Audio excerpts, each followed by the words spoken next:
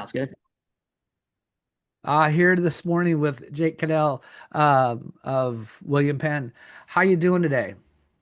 We're hanging in there. We're hanging in there. We just had a Hanging. workout earlier today and um, got some downtime till we get into our second workout today. So, So when did the wrestling team come back? this is the first year in my women's coaching career that we came back a little bit later actually this year. So we brought our girls back after the new year. So usually we've always had the soldier salute and then we always come back. And even when I was in college, we always came back the day after Christmas. So this is the first year we actually gave them a little bit more time. So Gotcha. So what do you have coming up on the schedule then first? yeah, so we got national duels coming up this weekend. So we'll leave tomorrow for that, and then so we'll get some big time matches on Friday, Saturday, and then we'll be back home Saturday night. So super awesome mix opportunity this weekend, which we're really looking forward to. Yeah, that's gonna be really good. There's a lot of good teams, but you should be. I know I saw the seedings, but I can't recall right off the top of my head. Are you seeded like you're top three, aren't Yeah, you? yeah, well, four. Yep. Before, Yeah, okay. so, yeah, seedings are based off the last rankings that just came out. So, um, I mean, I think maybe I'm a little biased, but I think we might have should have been a little higher. Yeah, But the way that the rankings worked, we weren't able to get in people that come in second semester, and not just us, everybody. So yeah. they didn't include people coming in second semester into the ranking. So I think that would have helped us a little bit, but it's all good. And are they using individual rankings to rank dual teams? Is that Yeah. how they do it? Well, yeah. So So it's because it's no, not the same thing. yeah, correct. Well, the individual rankings make up the team ranking for Yeah, how the NAIA works. So yeah, it just comes down to the top ranked teams. I think top eight, and then they random drawed in the other eight teams. But it was also based gotcha. on who qualified and did well at the national tournament last year, I think too. So Yeah, because you've already had some pretty solid dual wins this year. yeah, Um, yeah, we have, and I mean, unfortunately, I still feel like we haven't had together our best team yet, and so that's why I really look forward to the national duels every year. But every time we've wrestled in it, we've never been able to put forth our best team, and same thing again this year. So that's the frustrating part for me because that's one of my favorite events of the year, but it just and in my coaching career, it just hasn't worked out yet. So you got to be patient. So it's good though. yep, yep. So let's go back. How did you get started coaching women's wrestling? It probably when you were in college, it wasn't necessarily on your radar. Nope, not at all. So. uh, Yeah, my plan was to always go to medical school since I was really young, probably middle school, early high school. I was just always around the medical field. Both my parents were in there. My dad is a podiatrist, and my mom worked at the hospital. So I literally like grew up in the hospital because my mom would take me to work, and I would either hang out there while she was at work, or I'd go to the pool was right next to the hospital when I was in Mount Pleasant there. So yeah, I spent a lot of time in the hospital. So that was something I always wanted to do, um, but yeah, I applied to medical school quite a few times, didn't get in, got waitlisted, and then in the meantime, just kind of took like a coaching job. Iowa Wesleyan opened up around the same time period um, that my brother moved back. He just finished up college. My other brother was about to go leave, I think, for college as well around that same time. And then one of my best friends moved back at the same time to take over his family business. So I thought it was a good opportunity to just come home for a year, coach, apply to medical school, get in, and then be done. But things changed, and I ended up Yep. being a coach there at Iowa Wesleyan and went from there. So Yeah. And Cash, I'm assuming was a teammate at Iowa. yeah, And so you guys have been together for the whole time. yes, correct, correct. Yeah, and that's kind of a crazy story too. Pretty funny, but not well, maybe kind of. But yeah, we were college teammates. I was a senior, he was a freshman, so I wasn't like super close with him. I mean, obviously we were teammates, and but his freshman class, they had a decent sized class, I think, that year. So he was around that group more, and I was a little bit older. But I mean, obviously we are good friends and stuff like that. And then I stuck around kind of the program, not really, but kind of for a couple years after I graduated. I worked in a research lab at Iowa. And then I continued to come into the room just on my own in the mornings, like cardio lifting, or in the afternoons, or maybe I'd come watch practice or something if it worked with my schedule. And then, so I was around him for 2 more years after that. And then COVID happened. He lost his senior year because of COVID when they were projected to win the national title. And that's kind of around the same period of time that I took the assistant job there. We were looking to find good graduate assistants, and then him and then Stephen Holloway, who was his freshman roommate, I think, at Iowa too. But those two, I didn't really know maybe what they were going to do right out of college. And then we were able to get them both as GAs. But Cash had previously signed to be a GA at I think it was Nyack maybe, and Okay. then I had to do some convincing to get him to to switch. So that's where my first recruiting opportunities happened, was trying to recruit him to come to Iowa Wesleyan. So, but yeah, it worked out, and just kind of how time transpired as well. He ended up being the assistant after I took over. And then yeah, he's been with me full steam ahead ever since. And I've been incredibly lucky to have him as an assistant coach, and I don't even see it as an assistant. We work hand in hand, as like if Yeah. he can have the head coaching title for all I care. Yep. No, Doesn't really. I definitely understand that. Yeah. And then, Iowa Wesleyan closed, fate of a lot of schools. Yeah, I went to Dana College. It closed in 2010. I yeah, was helping coach then too. And it was just like, yeah, just really heartbreaking. But you got the opportunity to basically just move everything right into William Penn. How did that all work out? yeah. That was like pretty chaotic for sure. So yeah, I mean, just kind of right around that time period. I think I was recruiting a girl out of Cedar Rapids. So the day before I was at Big Game, and then I was living in Iowa City at the time, and so I was supposed to go have lunch with her or her family that next day, and then like I said, I was in Iowa City. That's where I was living. I woke up in the morning and I checked my phone, and Cash, I had a message from him saying, "Hey, check your email right away." And then I was like, "All right, what?"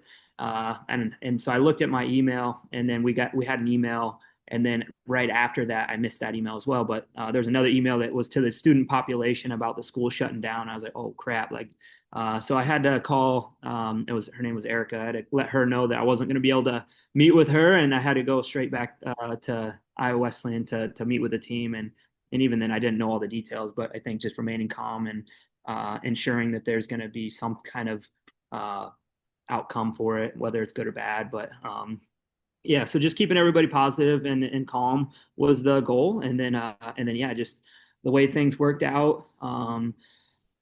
I think there was quite a few people calling out, whether, especially our athletes, and then us as well as coaches, just different people reaching out about opportunities and things like that. And then yeah, I think William Penn, it ended up being a teach out program for our school. So like basically they honored scholarships, they honored Yep. academics and things like that. So that was a big time thing. And then also, I mean, they were within our conference. They were only an hour away.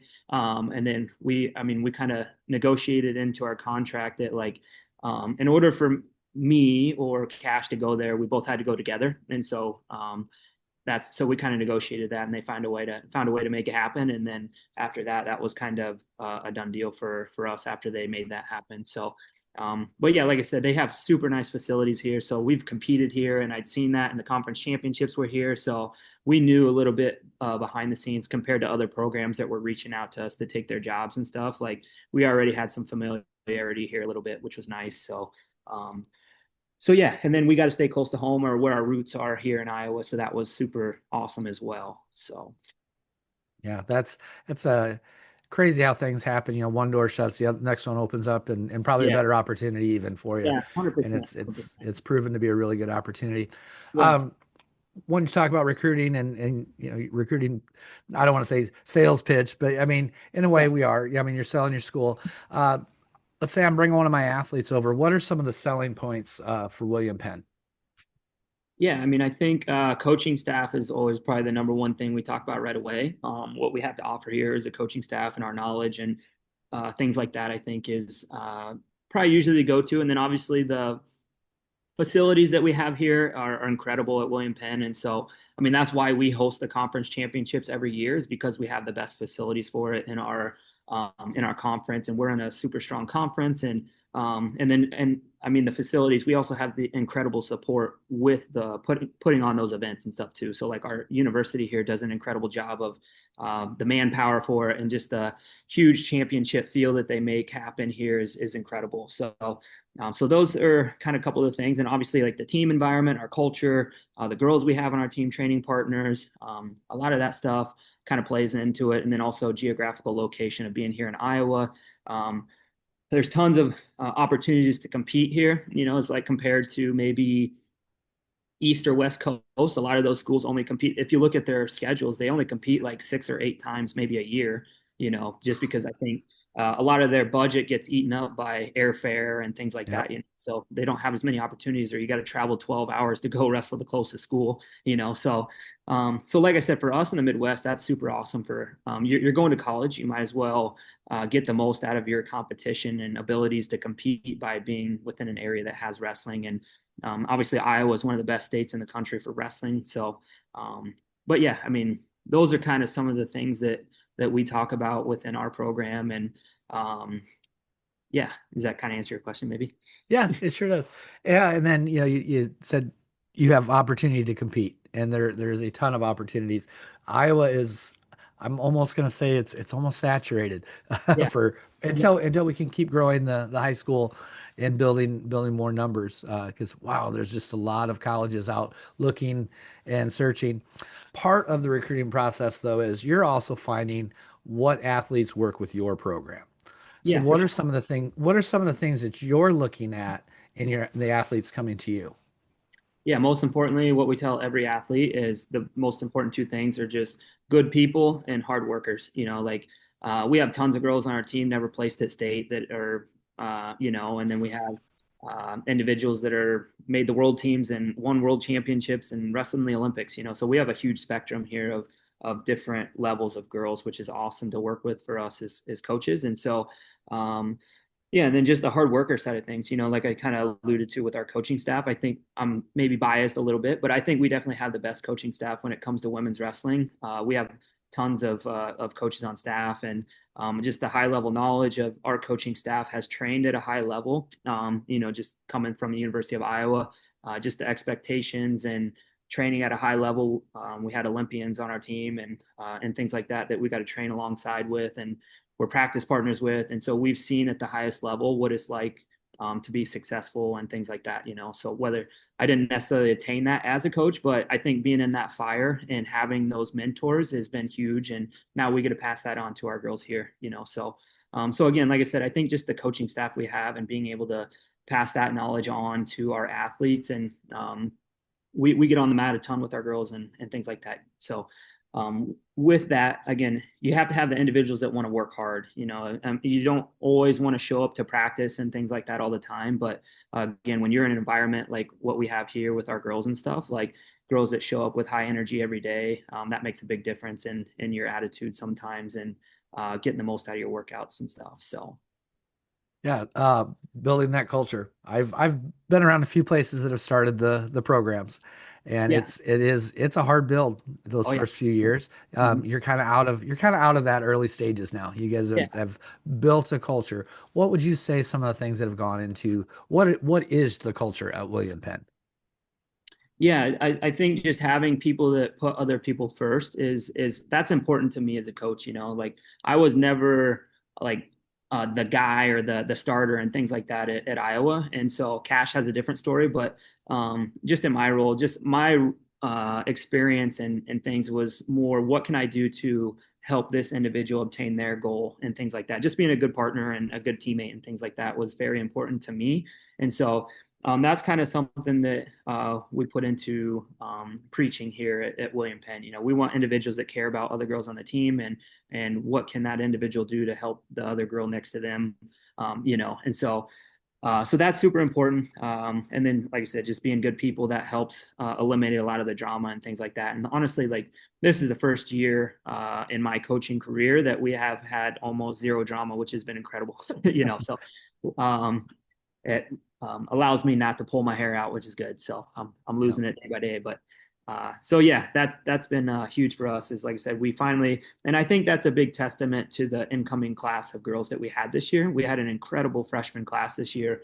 And again, I mean, it comes with the leadership side of things, and you got to establish what that is for whatever your expected culture is. But I think just having that leadership, and then again with having coaches that do what they say, and you have coaches that are training alongside of you or wrestling with you, and they're going through the cardio workouts with you. I think just having that builds trust within your team and things like that. So that's kind of some of the things that are important to us. Yeah. While we're talking about kind of in the recruiting mindset, NAIA, there's sometimes some confusion between the different divisions, NAIA versus NCAA, even into the JUCO. What do you think some of the benefits of NAIA schools are? Yeah, I think I mean obviously athletic scholarships is always probably one of the most talked about things for within the NAIA, but I would just say the NAI I feel like is a lot more athlete friendly, and just with that, kind of as you've seen in the NCAA, you've seen them kind of the NCAA attack like athletes with the gambling stuff or lawsuits. There's just so many unbelievable lawsuits going on within the NCAA that just I feel like the landscape is just so unknown right now at what that's going to be in the future and things like that. I mean, we don't see it as much on the obviously on the women's side yet, but I mean, we have a lot of good mentors that are at different programs and things like that. And just hearing what they're talking about with like rev sharing and NIL and fundraising and all that stuff is just crazy. Like it's so much different than what it was when I was in college, you know? So, Oh, yeah. uh, but yeah, so I mean, just the recruiting rules and regulations are a lot different. We don't have to wear headgear.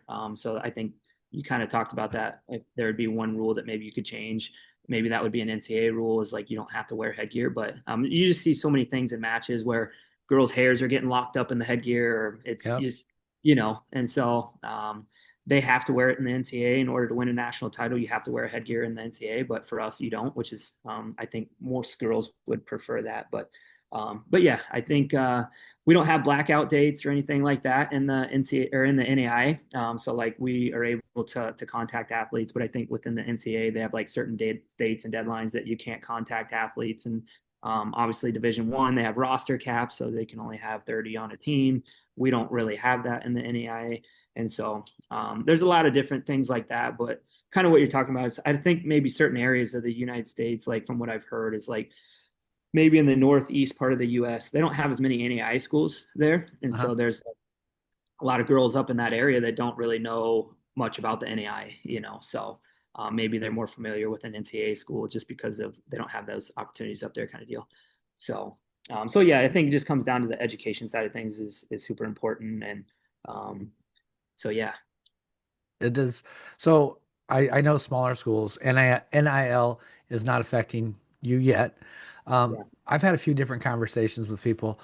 Do you, my thought, I really think that NAIA and D3 may end up being the last bit of amateur sports. You know, basically, if you're a yeah, Division One, you're a paid athlete almost anymore.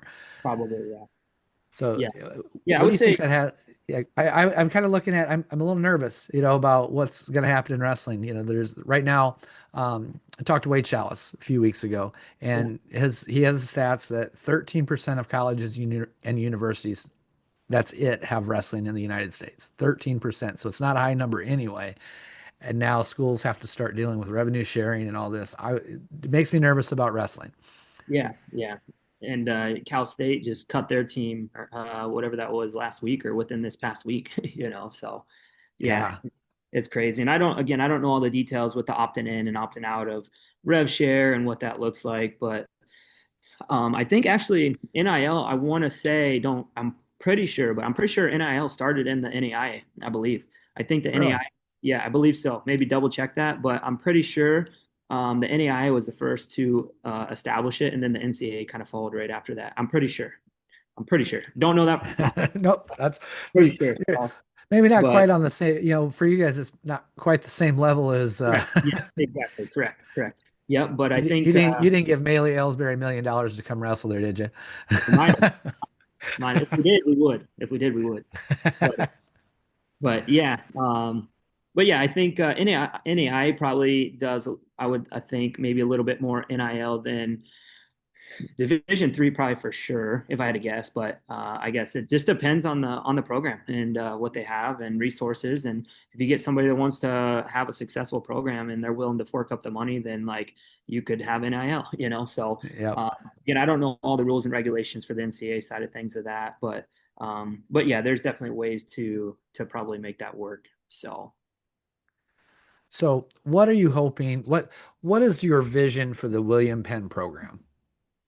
Yeah, I mean, I think just to establish ourselves here to have everything that we need to be successful, and every year we're continuing to work towards that. And but yeah, I think it just comes down to the individuals that you get within your program, and we put a lot more focus on last year and this year as well to try to get more girls from in-state, just to help with the fan base and things like that here. But um, yeah, I think we pretty much have everything that we need for the most part to be successful. We have really good support from our administration, and we have the facilities. And at some point, maybe we might need a little bit more space and things like that. And obviously, just within small college athletics, that's kind of everybody's fighting for the same resources within their institution, usually for whether it's space or whatever, you know. So, Yeah. uh, but yeah, I think the goal for our program is just to get every girl to reach their maximum potential. Like I said, we have individuals that all have different goals, and sometimes that was harder the last previous years to get everybody like kind of on the same page for that. Is like maybe some girls training to make the Olympics and the other girl is training to win 5 matches, you know. And so which there's nothing wrong with that, but again, everybody has their own individual goals and they're all running their own race, so just finding a way to help every individual accomplish whatever that is for them, you know. So Yeah. uh, but yeah, I mean that's kind of the maximum or ultimate goal for our program is to get we have to get every girl to reach their maximum potential. So um but yeah, that's kind of what we strive for. Yeah, and you've had some great success even beyond the college mats. You know, like you said, you've had world team members, you've had Olympians, which is amazing. But that's a pretty small percentage of people to even have. You know, so for William Penn, small college in Iowa to have that is it's a crazy that you have had those already, which is great. But Yeah. what are you hoping? Most of your athletes will never achieve that level. Yeah. What are you hoping that they take away from your program and you and Cash and all the other coaches? Yeah, and I mean, that's what I hope they take away is what I took away from Iowa. You know, I was in that same boat, you know. I never had the highest accolades or any of that stuff, but I think it's just more the mindset side of things, you know. And so setting high goals and achieving high goals in life and your career, whatever your career is going to be, just striving to be the best at that, you know. And so ultimately taking what you learn from wrestling and just implementing that into your career, whether it's the hard work or the nutrition or the workouts or whatever that is. Just because you're done wrestling doesn't mean you have to stop eating healthy or stop working out or whatever that looks like, you know. And so, um, again, there's a lot of incredible stuff that you learn through wrestling that you use that then in your career wise and accomplish those things, you know, at a high level. So I would say that's the most important thing. And again, just the mindset and not being a victim to whatever bad circumstances are out there and things like that, you know, I think is important. And just finding a way to overcome and use your experiences to overcome adversity and things like that, I think are super important for after you graduate and uh, go do great things after you get out of your wrestling career. We've already talked a little bit about Cash being on your coaching staff, and you mentioned you have pretty large coaching staff. Who are some of the other members? Because we can't do it alone as the head coach. It's I mean just impossible. Even at the high school level, it's hard to do it alone. So you guys have way more going on. Who are those key people for you? Yeah, so obviously, like I said, Cash, he's like I said, he was way more successful than I was in high school and then in college too. But he's from Northwest Iowa, same high school, I believe, as Cooper DeJean. So Yep. so he kind of Actually, his the at high school the girls wrestle with me oh yeah, yeah, on okay. in my co-op. So Yeah, yeah, yep. Okay, there you go. There you go. So he's from up there, and like I said, he had a really successful college career too. Obviously, he didn't get what he wanted, but I think he was a three-time NCAA qualifier. I think he lost in the blood round all 3 years, so he was kind of right there on the edge of being like a three-time All-American for Iowa, which is yep. pretty dang good. He Yes, it is. placed Big Ten, and was a university's All-American and things like that too. Won the Midlands, which back then was one of the best tournaments in the country for men's wrestling. But yeah, so we have him, and then we have two graduate assistants this year, and then we also have Coach Megan Black Campion on staff as of right now. She's more of like a volunteer role, but she's probably I would say probably the best girl to ever come out of the state of Iowa so far. Yep. Probably a toss up between her and Molly Allen, but Molly Allen's got a little bit to still to go to. She probably will probably pass. I would think maybe Megan. Who knows though, but yeah, I would say Megan for sure is right as of right now probably the best girl to come out of the state of Iowa. She was first girl to ever place at the Boys State Championships in Iowa. Was a Pan Am champ, wrestled in the Olympic trials, a couple time national finalist, I believe, at in college, and made a U23 world team. And so, like I said, she's got a lot of awesome stuff, but she does a lot of things behind the scenes for us. So like more, she's not in the room every day or anything like that. But we have a bunch of girls on our team that are in the National Guard, and she helps Yep. manage a lot of those girls with their basic training or getting them into basic training, finding out what their dates are, helping with their drills and things like that, you know. So she does a lot of stuff behind the scenes. She still only lives probably like 10, 15 minutes from here. So she's the one coordinating our military appreciation night here next week and things like that, you know. So she does a lot of awesome stuff behind the scenes for us. And then we got two graduate assistants this year. We got Dylan McConville. He is went to a community college out in Oregon, and he's from Oregon. And then he came and finished his degree here at William Penn. He was a 25 pounder, I think, for William Penn, and we were fortunate we picked him up, and he does a lot of things behind the scenes with recruiting and wrestles a lot with our girls and stuff. And then we also have Coach Riley Amold on staff as well as a graduate assistant this year. So she um, came from North Central College. She was an All-American there. She was also on their national championship team and won a national title as a team there. And so she's got a lot of awesome stuff to obviously bring over and help our program with. And so she's a great mentor for a lot of our girls and helps with, again, things behind the scenes and then coaching and wrestling with our girls and doing some recruiting. And so just trying to get them educated to where they could fill my role if I was not the head coach or something like that, you know. Yeah, So, no, that's a fantastic staff. Um, yeah. Becoming a coach, it's hard, and we have a lot of people that have helped us get there. Who are some of the coaches? Obviously you're at the University of Iowa, so you've had the Brands, and you just had some great coaches. But who are maybe your high school coaches, or who has inspired you to be a coach?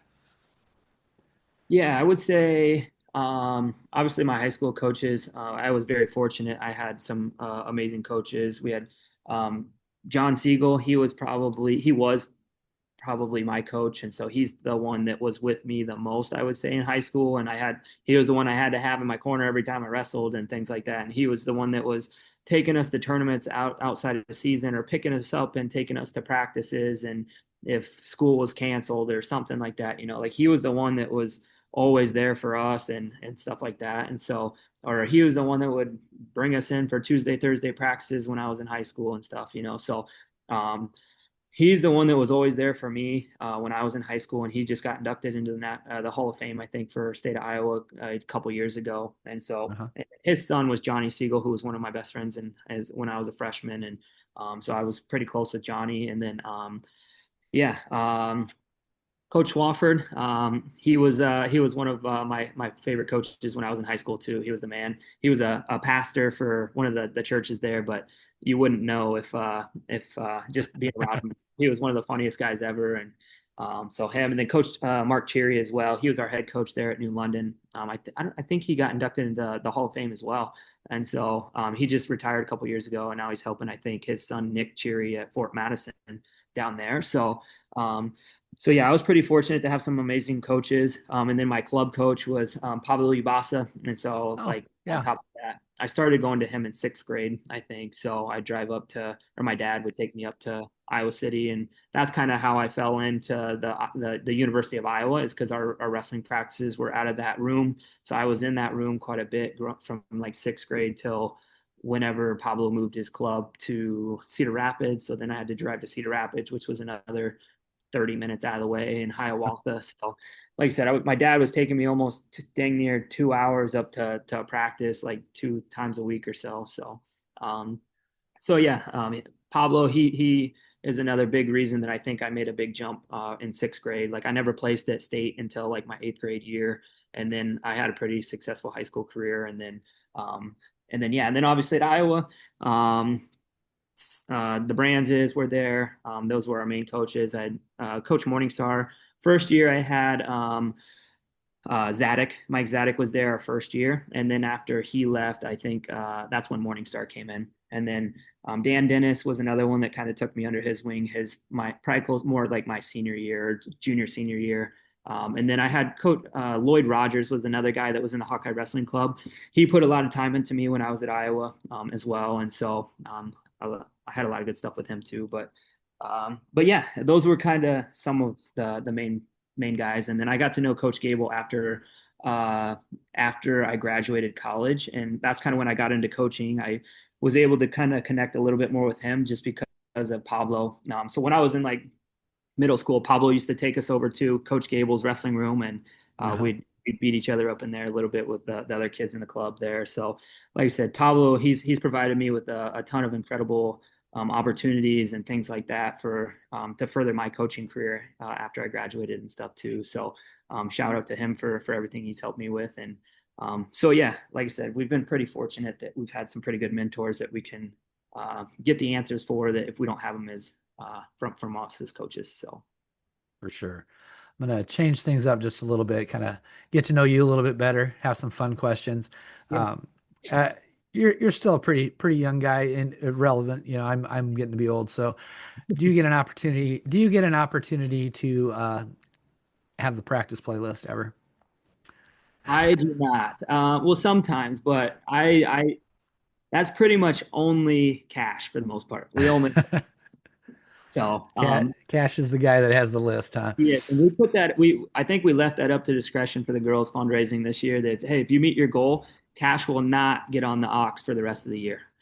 We meet our goal, so Cash is still in charge, but he's normally the guy that puts on the music, and we take some special requests every now and then if things are going good. But we also have the girls. I think that I don't know who, maybe Avi, maybe Perez is the girl that is on Ox for lifting. So Uh-huh. we have a lifting coach specifically as well. So I think she's the one, from what I've heard, is the one that does most of the Ox for that. So.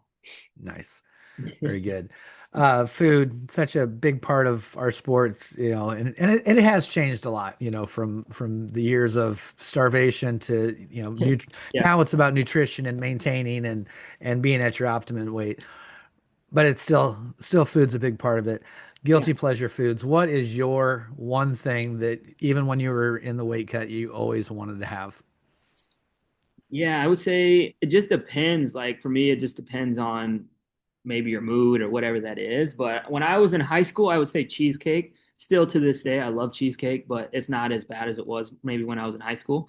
And I think I got that from my dad a little bit. But I used to love cheesecake. And I just remember one year I had a recipe that I wanted my mom to make after I got done with state wrestling one time. And it was like some crazy brownie, Oreo, Reese's cheesecake or something crazy. So, but yeah, I still to this day, it just kind of depends. Maybe it's ice cream, or again, sushi, or just kind of like maybe you're craving a steak or something like that. It just kind of depends, but um, definitely a sweets person for sure.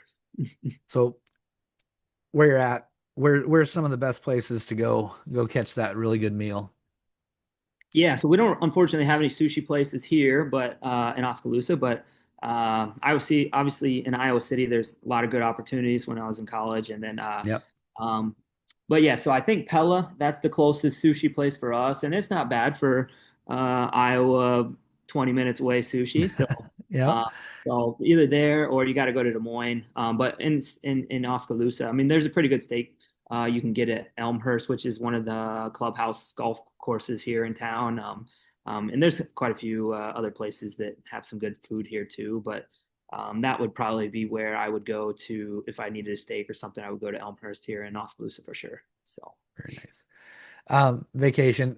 I'm sure you don't get a whole lot of time, and most of my vacation time I found revolves around wrestling anyway. 100%. But do you have a bucket list place that you'd like to go? Yeah, I mean, I think Greece would be on there for sure, or Italy. Like just seeing the Colosseum, and that used to be probably one of my favorite things when I was growing up was history. I used to love history, and so I think that's probably because of my grandpa. My grandpa at the time was pretty big into history and stuff like that. So, but yeah, I would say probably Greece, and Rome, Italy, that kind of stuff would be on my list for sure. And but kind of like what you're talking about, a lot of my traveling that I've done has all been revolved around wrestling for the most part. I went to Mexico with my college roommate out of college, but that's probably the only like vacation outside of the US that I've been on kind of. So So, TV's changed so much from like the three channels I had while growing up. But binging, you got any shows that you're binging right now? unfortunately, that's probably I don't maybe that's a red flag for me, but I do not watch TV really. So uh yeah, I don't watch TV. So I'm more of That's all right. a media guy, or just watch wrestling videos or wrestling like and maybe it's a good thing maybe for the program because I love watching wrestling and that's what almost all my time is revolved around wrestling. But yeah, I don't watch TV at all. Like we used to be a big movie family when I was in high school and but after I went to college, kind of declined a little bit after that. But so I'll go to a couple movies every now and then, movie theaters. So I think we went to Avatar when I was back home with my family over Christmas break, and that was a pretty good movie. So, but yeah, unfortunately, I don't really watch a lot of TV. So Well, watching the wrestling videos, is there anybody that kind of stands out now in the technique? I watch a ton of that's what I do a lot of the night too, is watching a lot of technique videos and stuff. Is there somebody that you've really been kind of impressed with that you'd maybe recommend high school girls kind of start watching? yeah, the big name I hear from our program is Helen Marulis. Like, hey, what Helen hits it like this? How do you do this? Like, so Uh-huh. I'd say that's a big name for a lot of our girls that they watch and things like that. I really like to watch probably like Zahid Valencia or he's just got a lot of slick stuff and he's just even on the Iowa team, I would say Ayala, Ferrari. Um, who else? Gabe Arnold's got a lot of slick stuff that's fun to watch, and so those are kind of probably some of the names. And then obviously a lot of the Penn State guys have a lot of great stuff, and so or Japan. I like to watch a lot of Japan and like Russia, like more international Yep. stuff, especially for us. We have a lot of girls whose goals are to win the World Olympics and things like that, make those teams. And the best team is Japan. So just watching a lot of that is kind of where a lot of my focus actually probably is. So I watch a lot of like maybe how Yui wrestles or what the results from that or the 62 Nonaka or I think, and then Motoki is very good. And then Fujinami. She's got a lot of really good stuff too. So I like to watch a lot of that, or like I said, the Russians and Sedulayev and things like that, or even some of the Iranians too. That I can't remember. I don't know how to pronounce his name because it's probably like a mile long, but the Yep. 65, 70 kilo guy from Iran is got a lot of really good underhook stuff. So Yeah. I was at the World Cup when it was in Corville, yeah. what's it been about 5 years, 4 or 5 years ago, maybe.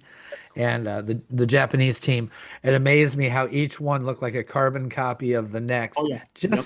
just maybe an inch taller and a little thicker. Each each one all the way up. It's amazing. Their system is in Japan is amazing, Yeah. but there's not as much. The United States, we kind of regionally we do things differently, Yeah, for sure. um, but boy, they're almost carbon copies of each other. Yeah. Yep. And their It's a techniques definite. too and things like that. Yeah, for sure. Yeah. Do you have a favorite wrestling shoe of all time? I would say the Rulons. Probably the when I was in college, those black and gold Rulons were probably my favorite shoe, and those were probably one of my favorite shoes that I personally had. And so I would say probably those. So Iowa is a Nike. Yes. Yep. So Yeah. you got Now, when I was in so college, they were Asics. they were Asics. Okay, gotcha. Do you have does William Penn get any of that good stuff? We have Nike or we're Nike affiliated, which is Nike probably affiliated. and so that's a question sometimes recruits ask is what kind of gear do you guys have or something like that. I would say Nike probably is one of my favorite brands or just gear in general. And so, but yeah, I think, yeah, pretty much all of our stuff is for the most part Nike for the most part here. So Yeah, those Nike singlets are they are sweet. yeah, Those- that's a good singlet. And then I got Inflicts for the first time ever because I've always been yeah, kind of anti Nike in yeah, that okay, wrestling shoe. But yep, I got them because everybody said Inflicts are great, and I'm gonna tell you that's probably the best pair of wrestling shoes I've had. there you go. So Yeah, so I like. I'm converted. There you go. Yeah, most of my, pretty much all my shoes are, I even right now, all my shoes are still leftover shoes I had from college. So we accumulated quite a few pairs of shoes throughout our college career and stuff. So I haven't bought a pair of wrestling shoes since probably high school, honestly. So Wow, that'd be all right. I mean, I I really I, like I Lucha stuff, but they just don't last very long. Like that's probably one of no. the most comfortable shoe is we got these lavender like I don't even know what the names were, but from Rudis kind of when Rudis kind of first hit the scene. So those shoes were unbelievably comfortable, but they don't last more than 6 months, 7 months, 8 months or so, you know. So Yeah, the only ones I bought quite a few Rudis shoes. The Sly Fox. I've had some pretty good longevity with some of those. They've yeah, lasted for me a little bit better some of the other ones. okay, But yeah, we've kind of discussed rule changes a little bit. Talked about NCA and the headgear. And tell me if I'm right or wrong in this because the rules change so much internationally. In international wrestling, if I walk out with a headgear, my opponent can actually have me say, "No, you can't wear that." Is that it used to I be? have heard that, but I don't know. I don't know I think I have heard that, but I don't know that for sure. I mean, you don't see nobody wears headgear at the international level.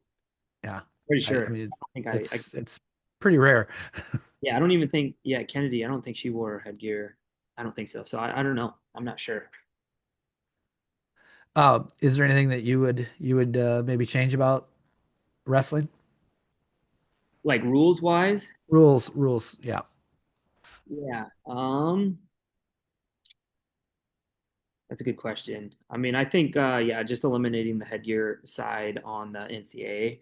But again, I think they follow, like I said, I don't know if the women follow just in typically in discussions usually the women follow or first they'll look to see what the men's side does first and then they'll Yep. kind of use that as a gauge for what they decide on the women's side. So maybe that's why they have headgear is because the men have headgear. I don't know for sure, but um yeah, I'm sure if I could think about it, probably. But yeah, I mean, I think just the biggest thing is just having consistency with refing. You know, is like that's the frustrating part for on our end. But you got to learn somewhere, obviously, and I understand that. Yep. And my perspective on the refing in the state of Iowa obviously is to get on like some of those Fargo teams. You got to get those point accumulations and refing as part of that for the state tournament. So Yep. I get a ton more respect for referees after we had to do that.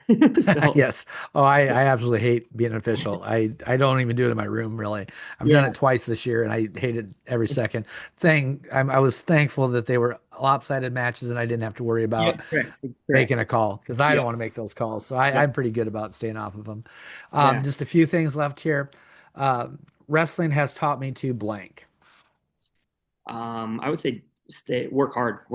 You know, um, that was just kind of the motto for us in the wrestling room when I was in college, just working hard and then just again implementing. You can go a long ways with just hard work, you know, like you don't have to be the smartest person, you don't have to be the best at whatever, but if I'm putting in more work than this person, then usually I can pass that person on whatever it is, you know, to some degree for the most part, for the most part. Not too many years ago, the term wrestle like a girl would have been derogatory, right?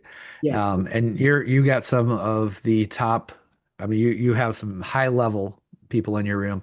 What do you think wrestle like a girl means now? Be courageous or wrestle hard, you know. So yeah, I think I mean I would say be courageous and go out there and wrestle hard. Those again are kind of um, are things that come to mind that those are probably, for whatever reason those are the first two things that pop in my head. So Very good. Um, kind of at through my outline here, like to always leave a little bit of time for you to have it some final thoughts for the days. If there's something you want to let people know about William Penn or just anything, just throw her out there. yeah, I mean I think just again trying to get as many girls out for wrestling as possible is kind of the name of the goal when it comes to women's wrestling in general, right? So for anybody that's listening or paying attention, then just try to get your friends to at least try it. And I mean, just kind of when I was out of college, that was kind of one of the biggest things that I heard the most is like, man, I wish I wrestled in high school, or I mean, I wish I wrestled and tried it, or something like that. Like whether it's guys or girls, whatever that is. But I think the more girls that try it, there's just incredibly amount of things that you can learn through wrestling that you don't learn in other sports, whether it's the discipline on the weight management side of things, and whether that's good or bad. Maybe like my Yep. brother, I think when he was little, that's why he quit wrestling, is because he had to watch his weight lose a pound or something like that. So he switched over to basketball. But like I said, I think just try it, and you probably won't regret it. I wouldn't think so. Very good. Well, thank you very much for doing this. Love watching your girls wrestle. They're fun to watch. Good luck this weekend. Like Yeah, to appreciate it. hopefully we wrestle above that seed. Oh yeah, yeah. That's the plan. That's the plan. All right. So Well, we'll talk to you later. awesome. Appreciate it. Thank you for the You opportunity. bet.